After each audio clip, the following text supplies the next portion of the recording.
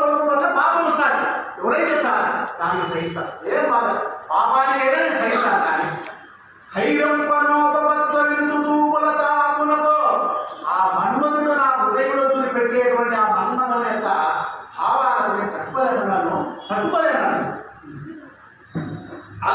పలుకులకు అయ్యంగర కోపం కదిరి నీరు కావున చిందించిన గాని మెత్తబడిపోడని మనమున తలచి ఇట్టులని పెరుగుతను. వాడిని వదిలించుకోవాలని రకరకాలు చెప్పాడే వాడు వెంటబడి వేధిస్తున్నాడు.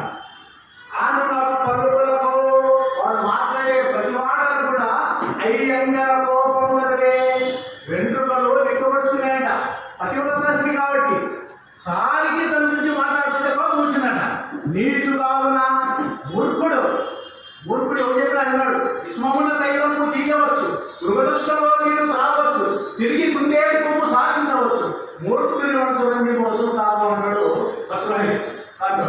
కాబట్టి మూర్ఖుడు ఎవడు మార్చలేడు. వాడు మూర్ఖుడు కాబట్టి జంకించిన కానీ సామధానం ఏదో 2 ఉపాయాలు ఉన్నాయి. ఫస్ట్ చెప్పి చూడాలా, లేకపోతే కొంచెం కఠినంగా మాట్లాడాలి. నేను మామూలుగా మాట్లాడితే లాభం లేదు, ఏదో గట్టిగా చెప్పాలనుకుందట. జంకించిన కానీ మెత్తబడిపోవడానికి మనం ముందాల్చి గట్టిగా ఇంటికి భయం వచ్చేట చెట్టులు కానీ మెత్తబడి చెప్పి ఆ విధంగా కొన్ని మాటలు కఠినమైన మాటలతో కొన్ని మాట్లాడుతుందంట సైరవులు వేసుకున్నటువంటి ద్రౌపది.